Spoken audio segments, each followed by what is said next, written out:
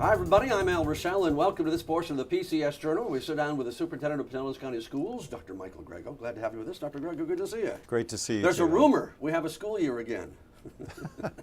It's a good rumor. It's an accurate rumor. I had to put it that way because I think some people think, well, our teachers didn't do anything all summer, neither did the administrators, so now here we go, which is the furthest thing from the truth, isn't it? It couldn't be further from the truth. We had an extremely busy but yet very, very productive summer. We did a lot of training. We trained our administrators. We had a whole week of leadership training, by the way, and we did it in partnership with the Southern Region Educational Board, what's known as the SREB. Tremendous week of training at Largo High School. This week we had training for all new teachers. We had just around 300 new teachers in our training program. Is that about the normal number you get every year? It is. It is about the normal number. We have about 7,700 teachers, so with a certain percentage that's fairly constant retirements.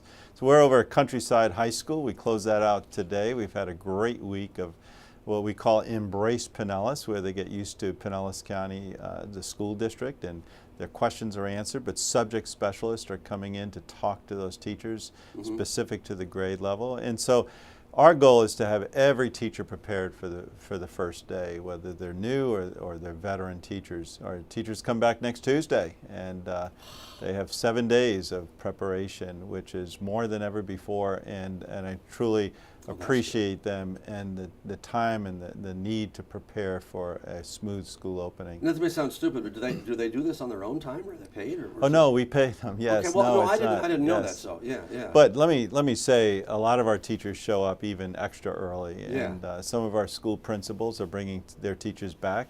A lot of our Title I schools, they use some Title I funds to bring teachers back actually today and tomorrow to get a little bit of an early head start. And they do get paid. I think I really believe in that. Well, of course they should. I just didn't know whether it was early. So school date, what's the starting date? So for students come back August 10th. Wow. Yeah. And that date? It's a Thursday. Yeah, I mean already. Why on a Thursday do they do that? And some people kind of like that, where you have a Thursday, Friday, and they say, let's take a breather. Catch your breath. Instead of a full week. But yeah, it starts August 10th, as will many of the local school districts around us, all of them. So as you go into this school year, I mean, there's some school years you kind of know, well, this is going to be a real challenge because we've had the new testing procedures that are going through. What are we facing this year going through? Is the budget still going to be kind of the big bugaboo? The budget's always going to be a challenge as a state. As before, I thank the governor for calling and vetoing the budget and requiring that special session. For us, it meant about $7 million more that we would not have had. Things would have been a lot tighter. Things are still tight. We had anticipated about $19 million for about a 3% increase, and so that did not happen. So yes, things are tight, but you know, we're excited about the school year. Yesterday we had our administrative back to school forum, and it went exceedingly well. And there's a tremendous degree of energy in our school district and commitment and desire to have the greatest school year ever. Now, one of the things that has been buzzing around because the legislature approving Schools of Hope, it's about $200 million that could have been used in other areas. What's your feeling about that whole program? And the second question is, I know some school districts, particularly Miami's where it got started with, I think it was Mr. Carvajal, the superintendent down there. Are you going to be joining in that lawsuit? Well, we are talking about it. Thank you for asking that question. In fact, Broward County is the county that Mr. Runcie, the superintendent there, that's the one. that is taking the lead on that. Now, Miami-Dade was very active in developing some research papers and actually commissioned a group of attorneys to see the constitutionality, determine the constitutionality of 7069. Broward County has taken the lead on that in terms of, I believe they will be the district that will be filing the lawsuit. We had a meeting last weekend of superintendents, and I believe there is a growing sentiment and a growing level of support that if we don't kind of step up and have some discussion about the rights of our students, our public students, and the parents here, who will.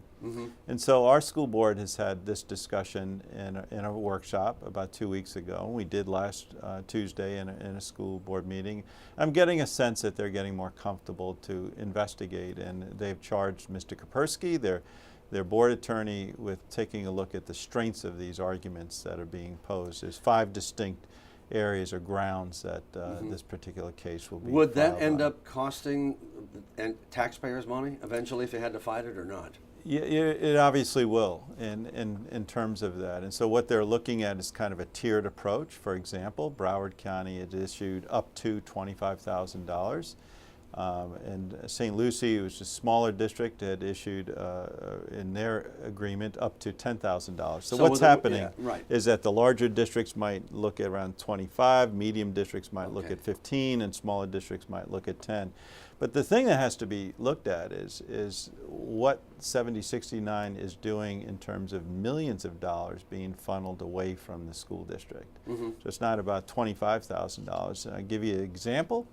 Is that we have a $5 million reduction in our capital outlay, $5 million a year in Pinellas County, due to 7069 in terms of the sharing of our capital funds. So I have to reduce our capital projects here by $5 million a year, some of the projects that I believe the citizens of Pinellas County deserve to have, the fixing up of schools, or the modernization of schools, the building of wings, the elimination of portables.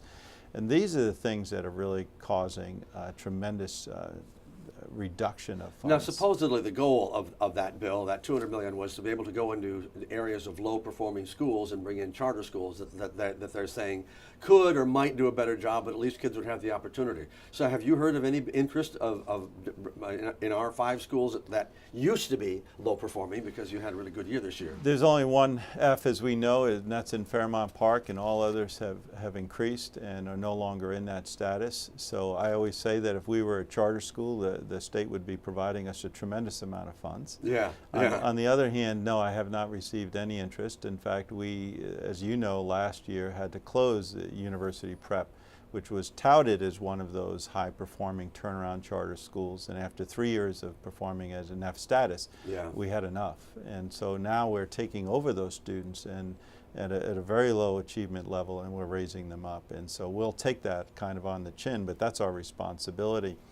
And so the notion here in the state is to take a look at, say, in this past school grading, over 70% of the D and F schools increased their letter grade. So my comment to state leaders is that you have a system in our regular public education system that is working and has demonstrated time and time again to truly increase in the achievement level of some of our most struggling students in some of our most struggling schools. Pinellas County is one example, but I can tell you that example goes throughout the state of Florida. Well, and what Pinellas County is trying to do, as you mentioned before, was trying to find a formula and then be able to replicate that formula in other places once you know that it works. We are, and it's succeeding. Our transformation zone last year of the 8 schools, 3 of them went up 2 letter grades. Oh, that's People great. are starting to really look at what we're doing in our transformation zone, because it is working. Yeah. Our goal this year, as we stated yesterday at the administrative, is to be the first large school district with no D and F schools in our district. That's the kind of support that we need from our state, to say to Pinellas or Hillsborough or Pasco or Miami-Dade and Broward, we're behind you 100%. We see the progress you're making. How can we further support you so we elevate the achievement in this entire state? Well, we always wish the best for those schools. I know people are working real hard. Let's go back to a couple of things that I didn't mention. We were talking about back to school. Bus drivers. I know a lot of school districts have some problems getting enough bus drivers, making sure they're safe, doing background checks, all those kind of things. It's a major lift for all districts. I am very proud of our transportation department, because as it was reported, we have some graduating classes. We recruit and train year-round. We do not think this is a summer event, but rather we have training programs in the fall, in the winter, in the spring, and we do this cycle year-round.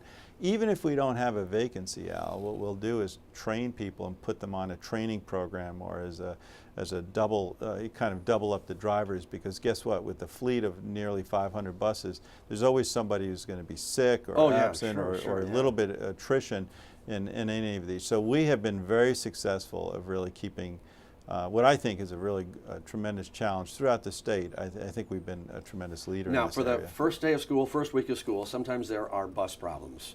How are you going to handle that this year? I mean, I know in past years they bring on extra people to handle the telephones because inevitably somebody gets a list and they go, well, I didn't get told when my bus was going to arrive and that kind of stuff. So how does that work? Well, the cards with the bus stops already went out. We have extra people on a call center that we set up. We start early in the morning and we keep them here till later in the evening time. We extend the hours. Our student services department bring on additional people for a call center so that people are not waiting on the telephone call. And we also, all of our bus drivers will be out probably next week, so you'll see some buses. They will not have any kids in them. That's right. But they will be practicing their routes so they know those routes. And all I can say, as I repeatedly say, be patient. These are our children in our community. Be patient. And take a little extra time in the morning. You never get frustrated about those big buses. They carry and tremendous people cargo. think they can pass them. Hello, when the stop signs are out, it means stop. Hello. Thank you. Well, I can say that 1,000 times. Just get your camera folks. You see anybody that's going around those buses, get it on your camera, then send it to the police department. You'll be surprised how fast people will react. A couple of kudos go out right now to Vanessa Coe. She was one of the 5 finalists for the Florida Teacher of the Year.